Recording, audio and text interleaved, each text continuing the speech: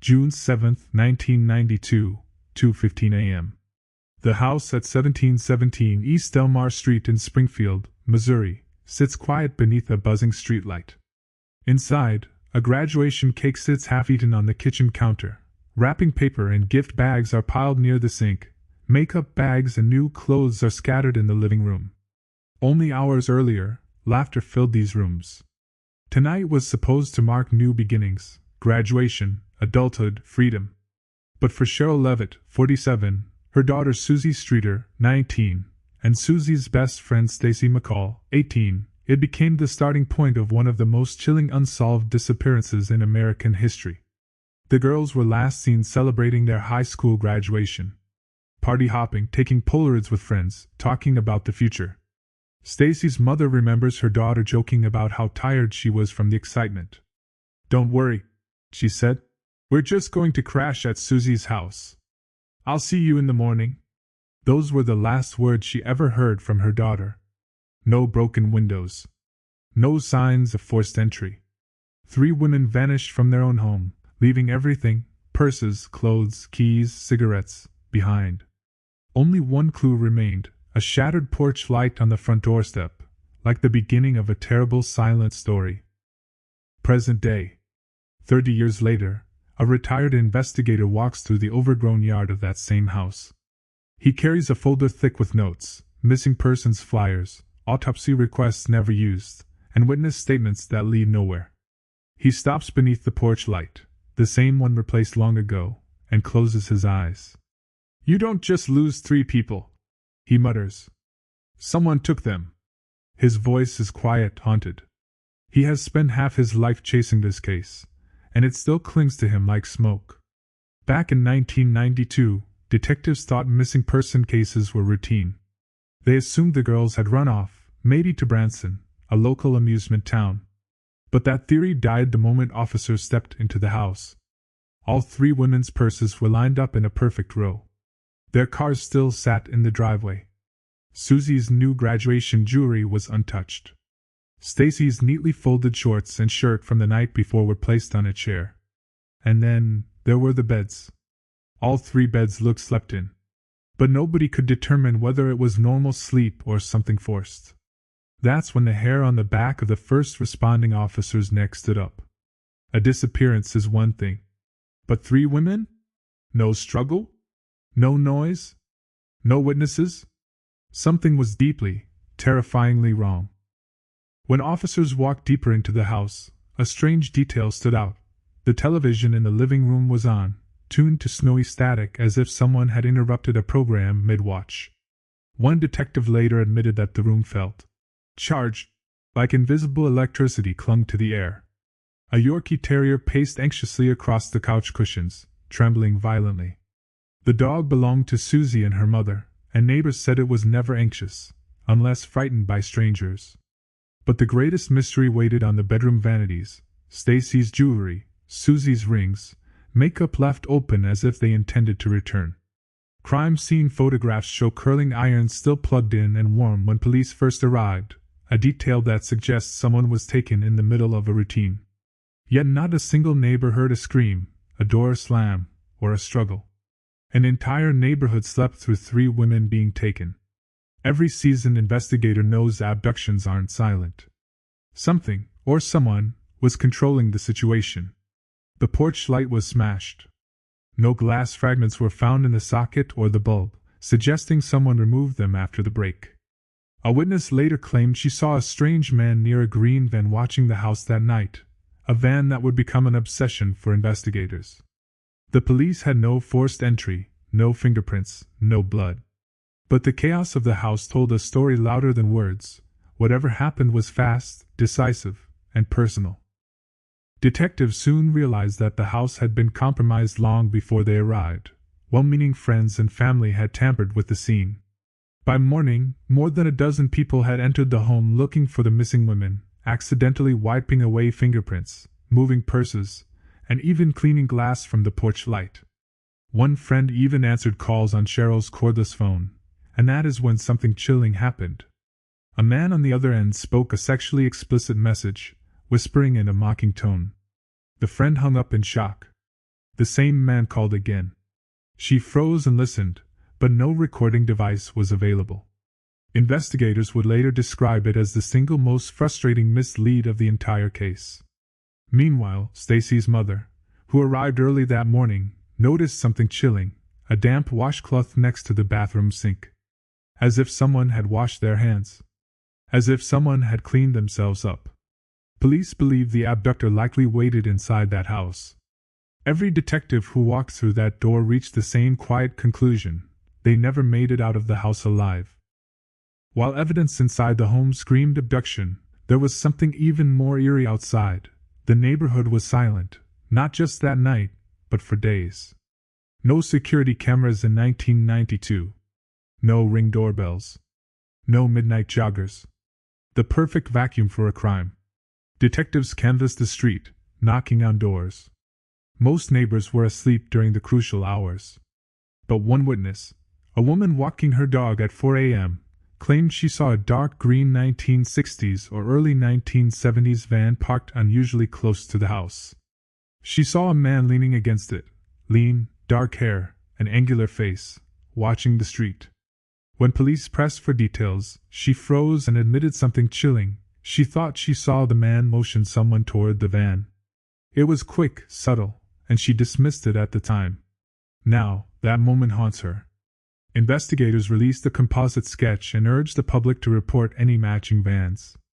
Hundreds of calls came in. None panned out. For years, detectives chased that ghost. The green van became the case's most stubborn phantom. Then, just months later, a witness came forward claiming she saw a terrified young woman in the back of a green van screaming, "Don't hurt me!" Police never found the van. Some believe it carried the Springfield Three into oblivion. Present day.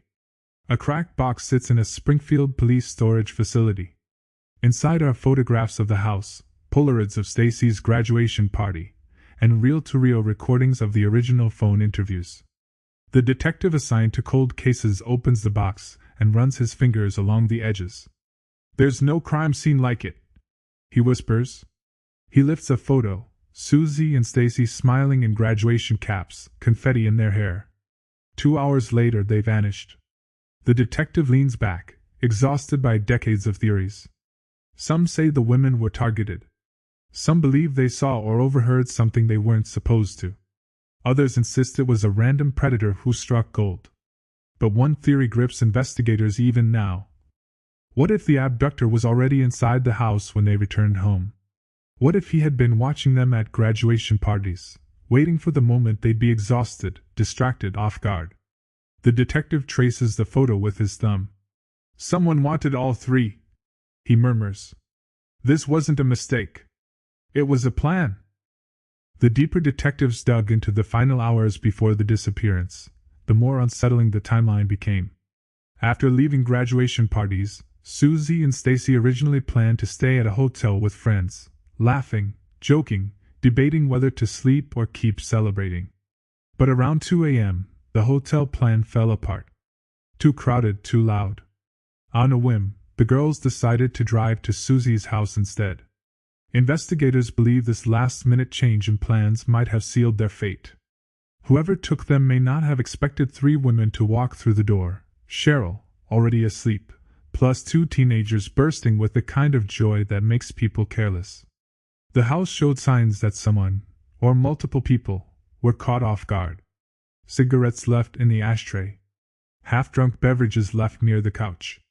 The bathroom light on. Susie's car parked crooked, as if the driver pulled in quickly. And one chilling detail, the front door was unlocked. Susie and Stacy were known to lock doors obsessively. They lived with caution. That night? No locked doors. It made detectives wonder. Did they walk in on someone? Or did someone greet them as if they were expected? Back in the present, the cold case detective stares at a map of Springfield pinned to a corkboard covered in string and aging photographs. At the center, 1717 East Delmar Street. Radiating outward, dozens of dots representing interviews, search areas, and suspect homes. A pin marks a nearby scrapyard, where a worker once claimed he overheard 2 men bragging about taking 3 women and dumping them. Another pin marks the edge of town, where a tipster swore she saw 3 shallow graves. Police dug for hours under blistering sun, nothing. And then there's the strangest lead of all, a woman from Florida who called the investigators insisting she knew where the bodies were hidden, in a concrete parking garage built after the disappearance. She told detectives she'd overheard a conversation and claimed the remains were poured into the foundation. A retired officer begged for permission to use ground-penetrating radar. For a moment, hope flickered. The scan revealed 3 anomalies, human-sized, beneath 10 feet of concrete. But permission to dig was denied by the property owner. The detective stares at the scanned image and whispers, "There are answers we are not allowed to look at." Investigators turn their focus to the only person who might have known the women's movements in real time, Bart Streeter, Susie's older brother. He and Susie had a tense relationship, and they'd been arguing in the weeks prior. Detectives interviewed him extensively. Bart cooperated. He gave timelines, phone records, and even took a polygraph. He broke down crying in one interview, furious that people believed he could hurt his sister. "We had our problems," he said, voice cracking, "but I loved her. I would never touch Susie or her friend or her mom." He was cleared. Other names surfaced, men who'd been obsessed with Stacy, ex-boyfriends who didn't like being told no, older men with histories of stalking girls at the mall. Each lead collapsed into dust. But the darkest suspect wasn't a boy with hurt feelings. It was a convicted kidnapper and suspected serial killer already sitting in prison. His name, Robert Craig Cox. He worked as a utilities contractor in Springfield the year they vanished. He knew the neighborhoods. He had access to homes. When detectives asked him where he was on June 7, 1992, his story changed 3 different times. When interviewed years later from prison, Cox stared calmly into a reporter's camera and said something that made cold case detectives' blood run cold. "I know they're dead. I know where they're buried." He then leaned back, crossed his arms, and smiled. "But I'll tell you this, the case will never be solved." Investigators pushed him harder. He refused to name his accomplices. He refused to reveal the burial location. "I'll never talk," he said. "Not until my mother dies." It was the closest anyone had ever come to a confession, and it led nowhere. The cold case detective reviewing Cox's old files today feels the same frustration the original investigators felt. Cox was meticulous, mobile, and skilled at controlling victims. He had worked maintenance jobs that gave him access to homes, including late-night emergency calls. Did Susie and Stacy open the door because he pretended to be a utility worker? Did he trick them into letting him inside, or did he force them into the green van at gunpoint? The detective closes the file, knowing Cox may take the truth to his grave. As the investigation expanded, detectives began to wonder if the disappearance had nothing to do with romance, jealousy, or random predation, but retaliation. Weeks before vanishing, Susie testified against 2 men involved in a large-scale crime ring, including stolen property and possible drug trafficking. One of the men became obsessed with her. He vandalized her car, left threatening messages, and allegedly stalked her. Susie was afraid. She had even written in her journal that she felt like someone was watching her. Detectives considered this angle hard. The men were violent, unpredictable, and knew how to make people vanish. A friend later revealed that Susie had told her, "If anything ever happens to me, look at the guys from that trial." But those men had airtight alibis. Still, investigators could never shake the coincidence. Susie testified in April. By June, she was gone. The cold case detective still believes that Susie was not taken by accident. Someone wanted her silenced, and the other 2 women were simply in the wrong place at the wrong time. Present day. At a small cafe near Springfield, the retired investigator stirs his coffee slowly. His hands tremble from age or exhaustion, maybe both. On the table, he spreads out a set of crime scene photos like a grim deck of playing cards. 3 purses in a neat row. A smashed porch light. The bathroom washcloth. He taps one photo with his finger. "This is why I can't sleep," he says. "They left everything behind. Nobody leaves without their purse. Not 3 women. Not at night. He looks out the window and watches cars pass by. Time has moved on for the world, but the case has fossilized into his life. Someone out there knows. Someone talked. Someone bragged. He leans in, voice lowered. You don't take 3 grown women out of a house without help. That wasn't one man. That was at least 2. His voice shakes. We weren't just dealing with a predator. We were dealing with a plan. The Springfield Police Department eventually admitted something unusual about this case. Too many people were inside the house before officers ever secured it. The morning after the disappearance, friends, family members, and neighbors streamed through the home, picking up objects, straightening furniture, even vacuuming. At least 18 different people contaminated the scene, unknowingly erasing fingerprints, footprints, and trace evidence. One person even swept up broken porch light glass and threw it in the trash. Detectives would later say the house wasn't just a crime scene, it was a crime scene destroyed by hope. Everyone believed the women had simply stepped out and would return any minute. But the most damaging act came from pure panic. A friend of Stacy's listened to a voicemail on the answering machine, heard a disturbing sexual message from an unknown male, and accidentally erased it. That recording may have been the killer's voice. Investigators replayed this moment endlessly. If that message had been preserved, they might have traced the voice, identified the suspect, or even tracked the phone call's origin. Instead, the trail went cold, not by the killer's skill, but by human error. Springfield's cold case unit still receives tips, some vague, some deranged, but a few too detailed to ignore. In 2007, an anonymous caller claimed the women were buried in a southern Missouri farmland well. Police searched. Nothing. Another caller claimed they were hidden in trash bags inside a local lake, weighted down by bricks. Divers swept the lake for days. Nothing. But the most chilling tip came from a former construction worker. He claimed he overheard 2 men laughing about the 3 girls in concrete. That conversation is what led investigators to the now infamous parking garage lead, a structure built shortly after the disappearance. Ground-penetrating radar detected 3 anomalies, human-sized, deep beneath the concrete foundation. Engineers agreed that the shapes were consistent with remains. The detective begged for permission to excavate. But the property owners refused. You can't rip up a parking structure on a theory, they said. The detective walked out to the parking lot, stood over the exact concrete slab where the scanner indicated the anomalies were, and whispered, If they're here, then this is where the truth is entombed. Years passed. Leads dried up. Detectives retired or were reassigned. The case boxes grew dusty, heavy with unanswered questions. But grief never expired for the families. Janice McCall, Stacy's mother, became a relentless force, turning her home into a command center filled with maps, timelines, and binders of public tips. Every holiday, every birthday, she set a place for Stacy at the dinner table. Janice drove hundreds of miles for interviews, appeared on national talk shows, and handed out more than 30,000 missing person flyers. She held on to hope because the alternative was too painful to consider. They're not gone, she insisted. Someone just hasn't told the truth yet. She kept her phone line open 24 hours a day. Once, in the middle of the night, Janice received a call.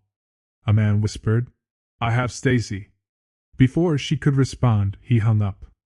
Investigators traced the call to a public payphone, another dead end.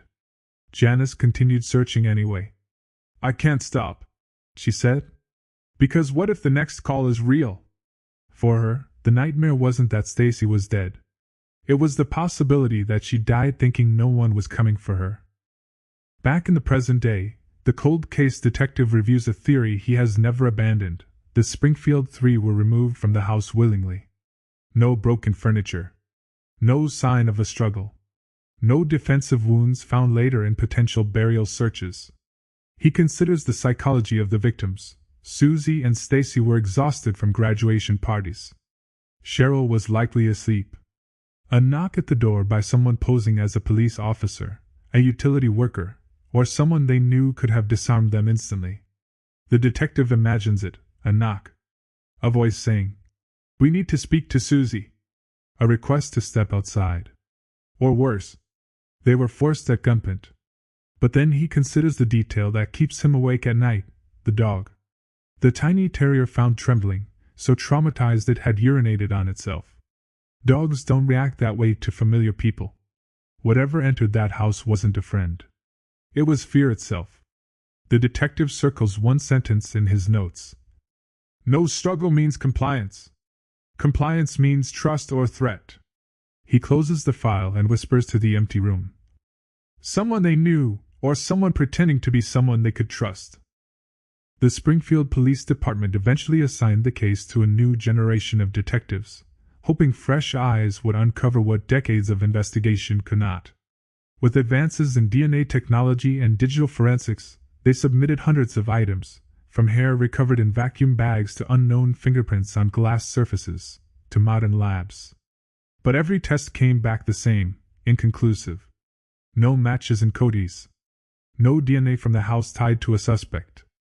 The tragedy of the case was this: because the house was cleaned by well-meaning visitors, every potential piece of evidence was rubbed away, smudged, or thrown in the trash. Even so, rumors persisted. Some claimed the women were trafficked across state lines. Others believed they were killed that same night and buried where no one would think to look, under concrete, inside a well, or in a rural cave system that stretched for miles beneath Springfield. Investigators were haunted by a chilling statistic. In disappearances involving multiple people, the odds of a safe recovery dropped close to zero. Yet, even as logic pointed to the worst, families clung to the single possibility that kept them breathing: no bodies were ever found.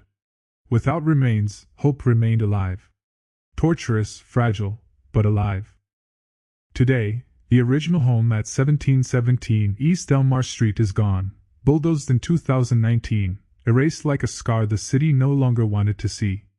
Grass grows where the foundation once sat. Neighbors walk dogs past a patch of open land, unaware that a mystery still hangs over that ground like fog. Sometimes, late at night, strangers leave flowers on the empty lot. A cold case detective stands there on the anniversary each year. He closes his eyes, imagining 3 women stepping through the front door after a night of celebration, tired, happy, unaware that evil waited in the dark. We failed them, he whispers. But we haven't stopped looking. He turns toward the street and whispers the vows still printed on the case board inside the police station. We don't have bodies. We don't have a crime scene. We don't have answers. But someone does. And until someone talks, the disappearance of the Springfield Three will remain one of the most chilling unsolved mysteries in American history. Time has a way of erasing urgency. Leads dry up, witnesses move away, memories fade. Yet the Springfield Three refuses to vanish from the public consciousness. Detectives still get calls, sometimes from people claiming psychic visions, sometimes from aging men who say they overheard something in a bar back in '92, and sometimes from women who swear they saw Suzanne, Cheryl, or Stacy at a gas station on a desolate stretch of interstate. Every claim is logged. Every detail is checked. And every time, the trail goes cold. In 2021, investigators tried again to obtain permission to excavate the concrete parking garage where they believe the bodies may have been buried during early construction. But without definitive proof, the request was denied. We need certainty, the property owners insisted. Yet certainty is the one thing this case has never offered. There is something still profoundly disturbing about how an entire family line could simply be erased. 3 women walked into that house. Not a single trace ever came back out. Today, the Springfield Police Department keeps 3 photographs pinned to an aging corkboard: Cheryl's smile, Suzanne's graduation portrait, Stacy's final school photo. Their faces watch over every new detective assigned to the case. It is a silent reminder: this is not just a file. This is a family. The case remains officially active. Every year, on June 7th, investigators post their pictures again, renewing the plea. Someone knows something. Somewhere, someone carries the truth, buried deep, locked behind guilt, fear, or self-preservation. And until that truth surfaces, the mystery of the Springfield Three will continue to haunt the city like a ghost that refuses to sleep. If you know anything, no matter how small, contact Springfield PD. Because closure is not just solving a case. It's returning 3 stolen lives to the world. The Springfield Three. Gone without a sound. Still waiting to be found.